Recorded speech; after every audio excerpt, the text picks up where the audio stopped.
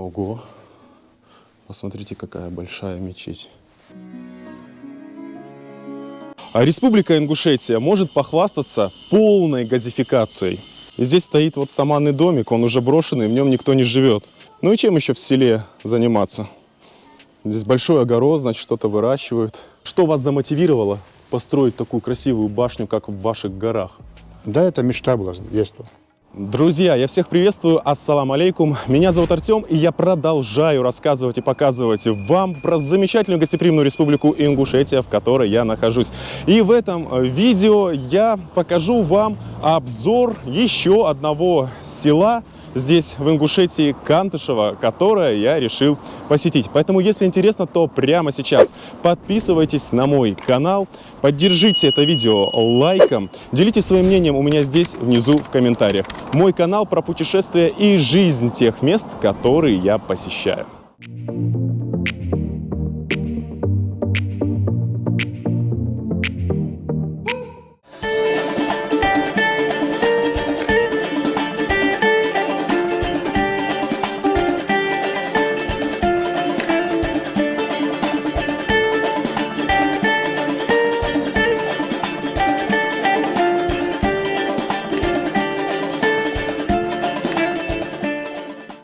Почти в самом центре села Кантышево я заметил такую вот необычную, красивую мечеть. Это соборная мечеть имени имама Кантышева Зурабова Хасана Муллы Итхаджиевича.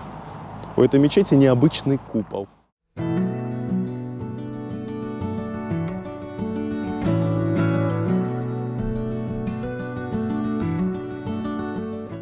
И, конечно же,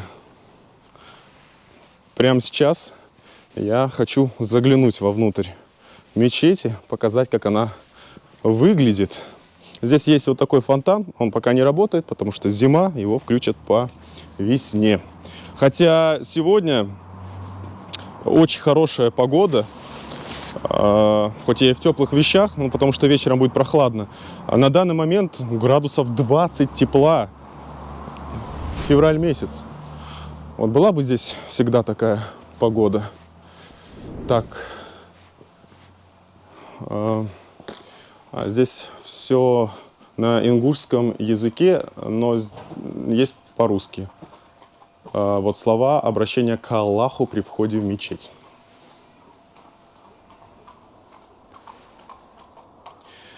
При входе в мечеть обязательно нужно снимать свою обувь.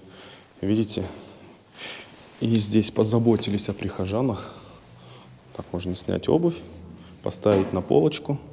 Но и даже вот ложки положили, чтобы потом обратно ее одеть. Ого! Посмотрите, какая большая мечеть.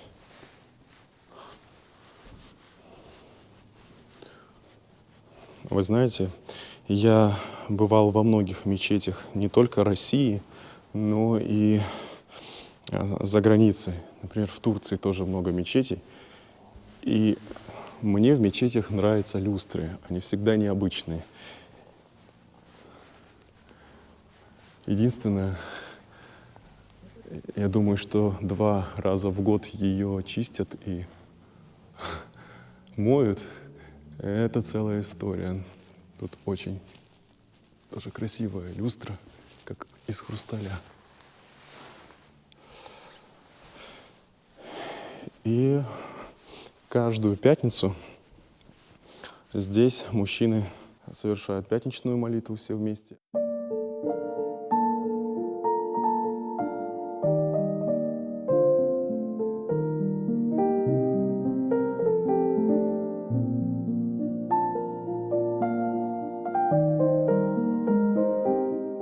Я решил подняться на 2-й этаж.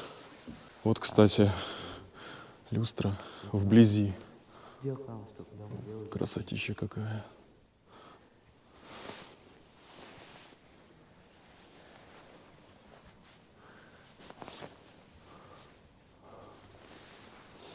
Да, очень вместительная мечеть. Надеюсь, что на пятничную молитву эта мечеть всех мужчин, жителей этого замечательного села, вмещает в себя. Как-нибудь я посещу общую молитву и вам покажу. Хотя мне Руслан всегда рассказывает, что, например, в Карабулаке места нету. Да? Либо очень тесно. А на улице делают. Ну, неважно, где делать.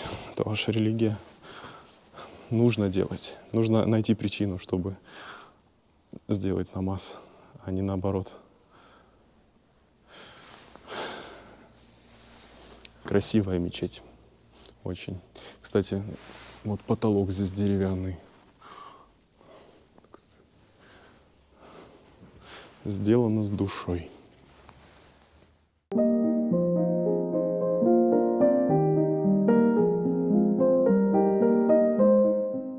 Ну что, друзья, немножечко покажу вам улицы села Кантышево, в которое я обещал приехать 3 года.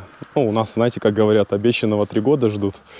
Слово свое сдержал, заглянул. Единственное, когда я обращался в своем нельзяграмме к местным жителям, которые здесь проживают, чтобы хоть кто-нибудь выступил проводником и показал свое село, так никто не откликнулся. Поэтому мы здесь с Русланом будем сами гулять и будем вам показывать то, что здесь увидели. Сразу хочу отметить, что село достаточно большое. Все мы его не обойдем. Чистое, асфальтированные дороги. Причем все главные дороги асфальтированы. Это замечательно. И погода сегодня тоже шикарная, просто бомбовая. И можно вот так ходить, не пачкать обувь и штаны.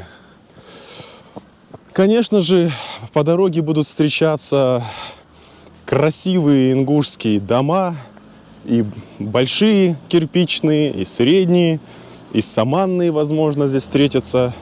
А может быть, мы увидим замок, но так, вперед забегая, скажу, что мы с Русланом идем к одному такому месту, к дому. В таких просто домах когда-то жили ингуши в горной части республики, Ингушетия. Да, вот Руслан говорит, что это красивый дом. И как фамилия? Гадиев, да? Не Газиев, Гадиев. Вот в своем дворе построил такой дом. Вы поэтому подпишитесь, поставьте лайк и никуда не уходите, я покажу вам этот дом. Ингушетия меня не перестает удивлять, а вот те, кто не ингуши по своей национальности, тоже удивятся. В каких иногда домах живут ингуши, не только вот в таких кирпичных. И да, не нужно считать, если ингуши живут в каких-то таких красивых, больших домах, то они богатый народ. Да, они богатый народ духом своим. А так, в основном, здесь местные жители никуда не путешествуют, не тратят деньги на какие-то развлечения.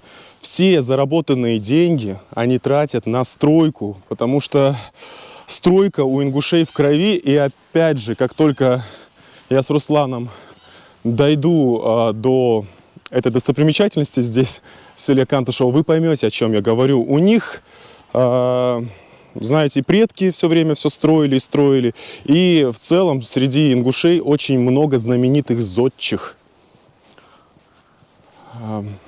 Так, эта улица называется Албакова. Из Новра-Мулы, вот на доме. Большой, кстати, салам, кто проживает в этом доме. Сразу хочу сказать, почему мы не заходим на чай. Я знаю, что ингуши очень гостеприимный народ. И если мы будем заходить так на чай каждому, то мы ничего не успеем просто снять. А время уже, по-моему, 4-й час, да? Сейчас стемнеет, и как бы уже ничего не снимешь. Мне нравится это село. Прям. Конечно, жалко, что нет машины. Я здесь без машины, как видите, либо на такси куда-то приезжаю, либо мои друзья меня привозят, а дальше едут по своим делам, а я хожу, брожу. Иначе, если я буду передвигаться на машине, я вам ничего не покажу особого. Но единственный плюс какой в машине, можно менять локацию улицы. Вот, кстати, хороший дом, кирпичный. Кстати, для каждой ингушской семьи очень важно, чтобы были красивые добротные ворота. И вот вместо путешествия на Мальдивы они лучше установят, да, и поставят вот такие ворота. Ворота чуть ли не за 1 000 000 рублей. Зато красиво, чистенько, аккуратненько, душевно. Ой, какой красивый дом. Саманный. Посмотрите, какая крыша. Такие дома еще называли саклей. Вот это самый настоящий ингушский дом. Я, наверное, все-таки туда пройду с разрешения хозяина. Конечно, я не буду нарушать личное пространство, так со стороны вам сниму. Вот это настоящий ингушский дом. Это правда. Посмотрите, какая черепица сохранилась. Это редкость большая, потому что многие, к сожалению, сносят такие дома и вот строят уже в современном стиле. А мой вот друг в памяти своей маме оставил саманный домик, в котором я провожу свои прямые эфиры на фоне ковра из 90-х.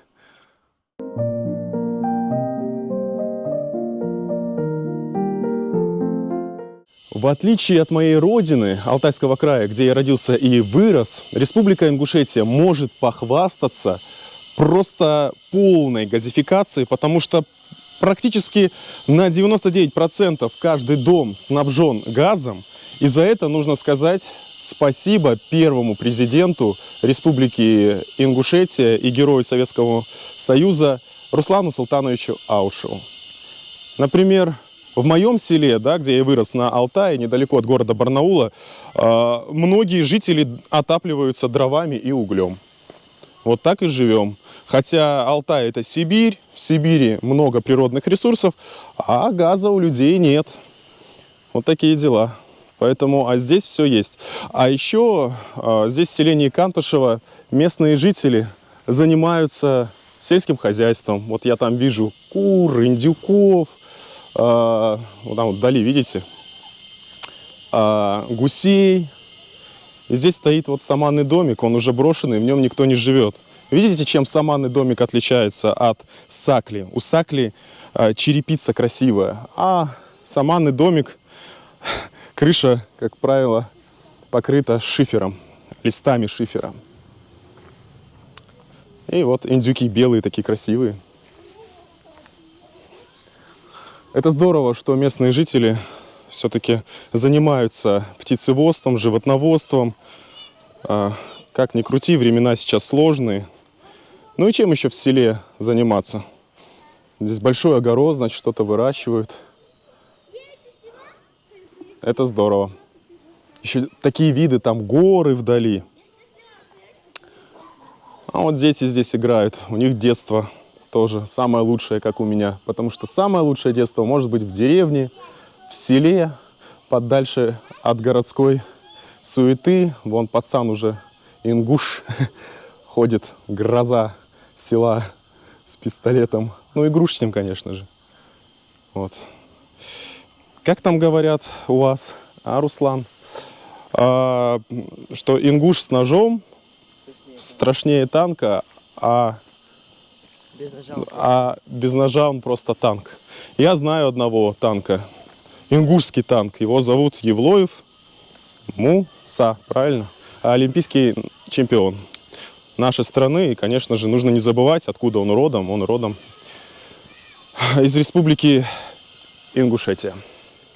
Идем с Русланом по улице и, знаете, не увидели мусора вообще, от слова совсем. И не просто так. У каждого дома практически находятся вот такие мусорные корзины. Называется «Чистый мир», видимо, мусор вывозят. И местные жители здесь следят за порядком. Прям, посмотрите, какая чистота. Ну, вот прям приятно идти. И здесь, вот у этого дома, на столбе развивается палестинский флаг со значком да, символикой знака вечного движения Республики вот Ингушетия. Ну а вообще, если так посмотреть на флаг, то это совмещенный ингушский флаг и палестинский. Это в знак поддержки, солидарности к палестинскому народу. Для каждого ингуша любой палестинец – брат или сестра по религии. Так как в Ингушетии 99% проживает мусульман.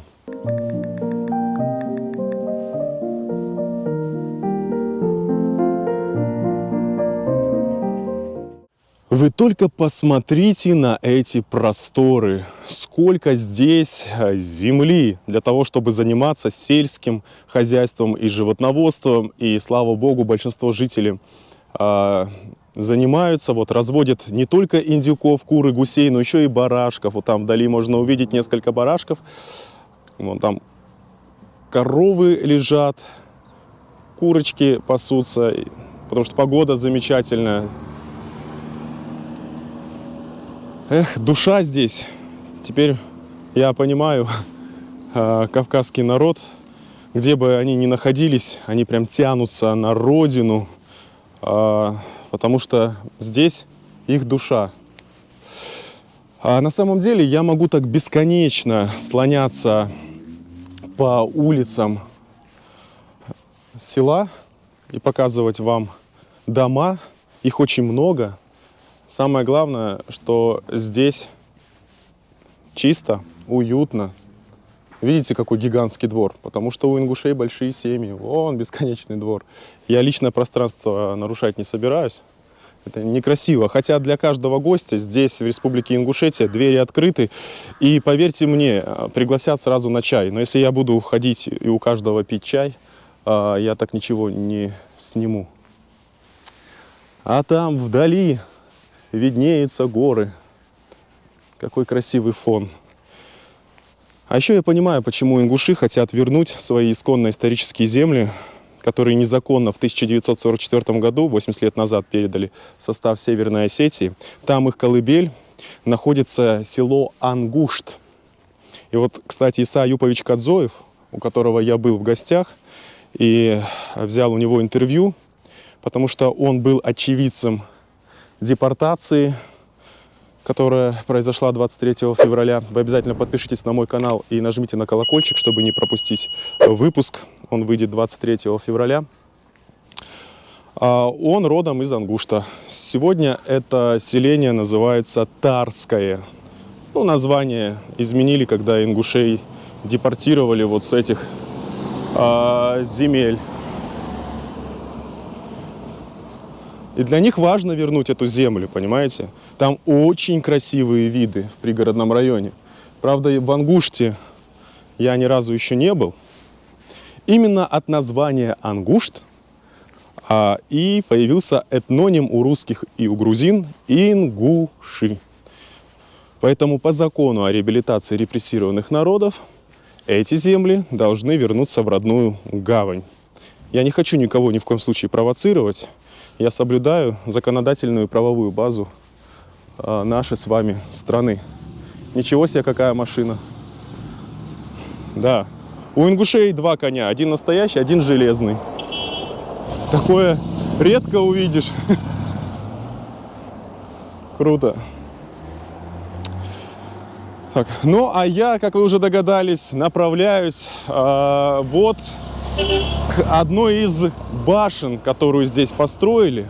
Можно сказать, начиная там с 8 века, жили вот в таких высоченных, каменных, не побоюсь даже этого слова, замках в горной части Республики Ингушетия.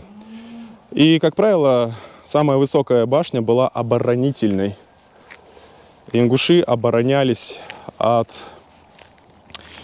в общем, тардышей, которые постоянно на них нападали. Ну, тардыши — это плохие люди. Это ингушское слово, я немножко его переделал. Либо хурсики. Не давали спокойно жить ингушам, понимаете? Заниматься своими делами. Но ингуши, как сказал Деникин, один из самых воинственных народов здесь, на Северном Кавказе.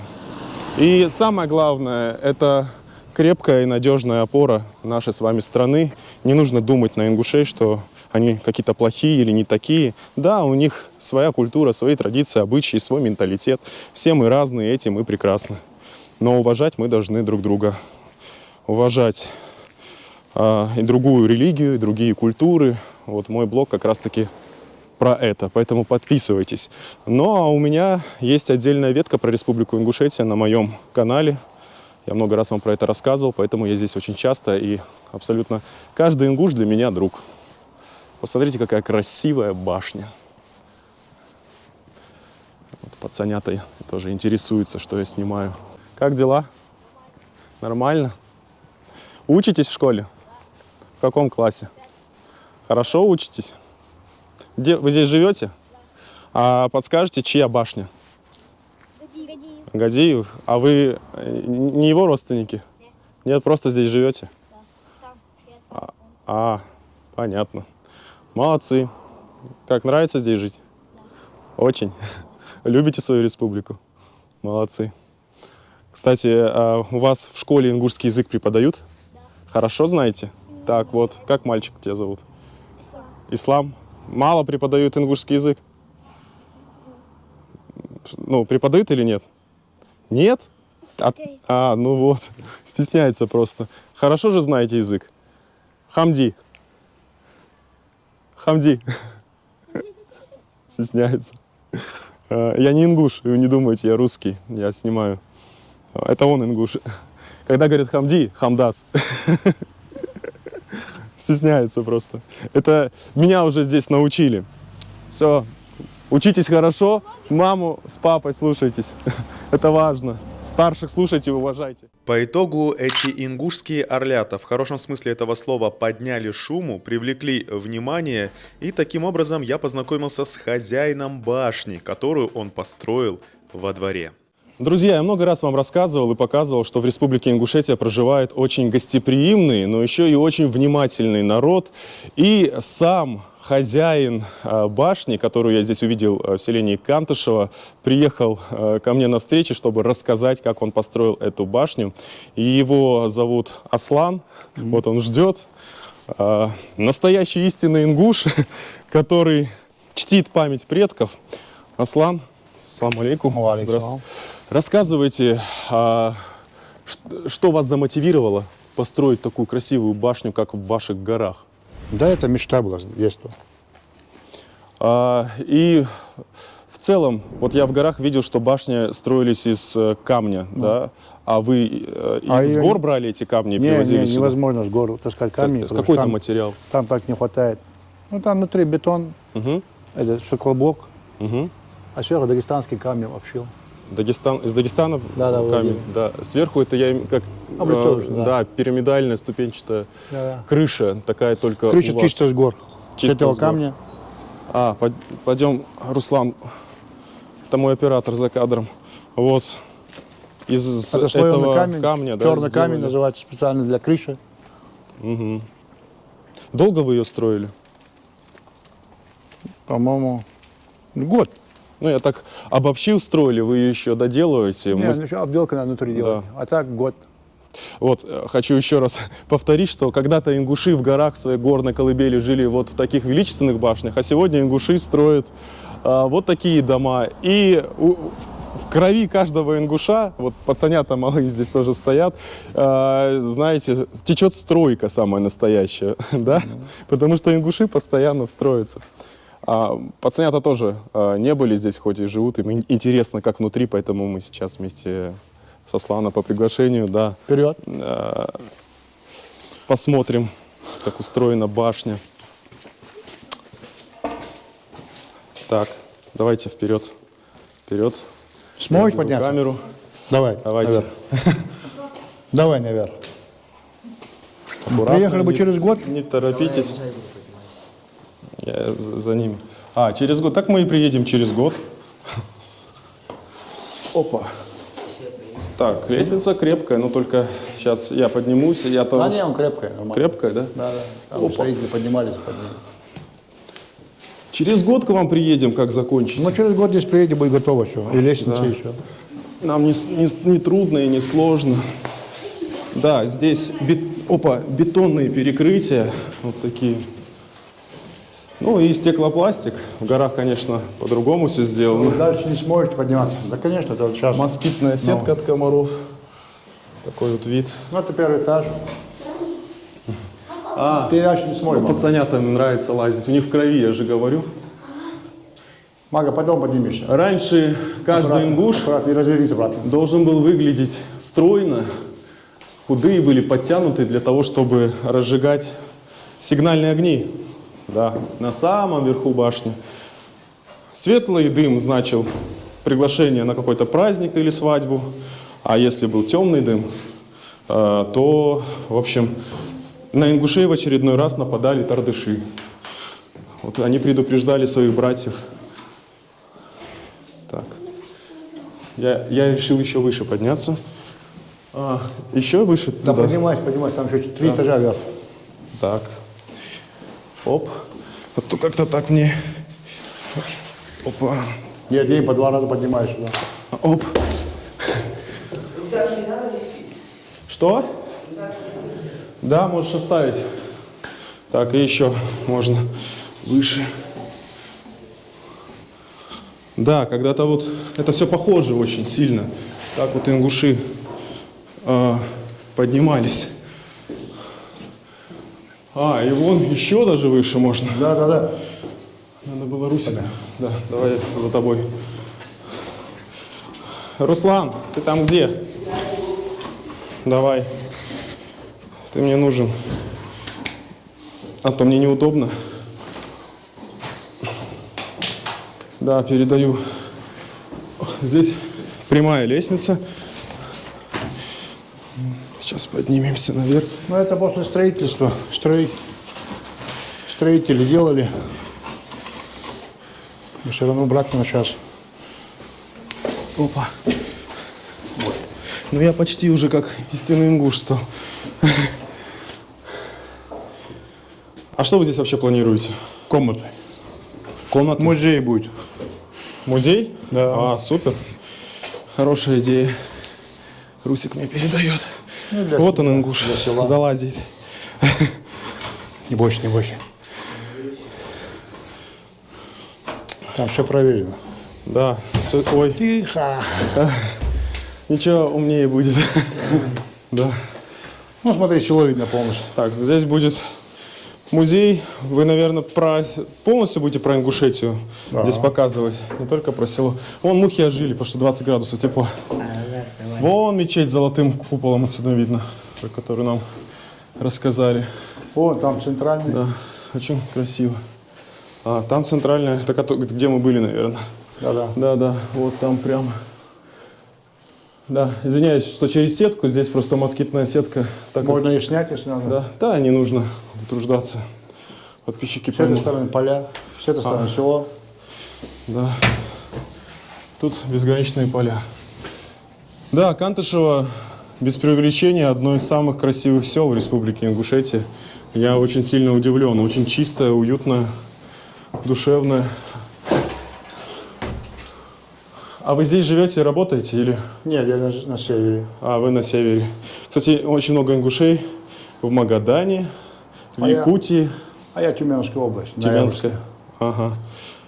Вы, видимо, что-то с природными ресурсами? Нет. Нет? Там у меня ресторанный бизнес. Ну неплохо. Вот куда все деньги пошли. Но это, на самом деле, лично у меня это вызывает уважение. Я хоть и не ингуш, но любить так свою республику не каждый может. Республику надо любить. Да. А самое главное, вы чтите память предков. Это очень важно. Вас не так много, и вы вот сохраняете, и не пожалели ни рубля. Не каждый так захочет, да, Я сделать. 30 лет живу на севере, никогда не забывал про свое село, про свою республику. А всего известно, сколько ушло? Сюда? Как понять? Он интересуется, сколько денег, говорит, ушло. Деньги не считал. Много. Не считал. Ну, даже мысли не было в голове, что и правильно. сколько уйдет. Дай бог, что все получилось, и вы завершили работу, и мы уже к вам сюда приедем, как музей. Вот, кстати, я был в Дагестане, время. в Кубачах, и вот там тоже стоит, поменьше башни, и в ней сделали музей. И одно популярное такое место. Я думаю, к вам будут приезжать.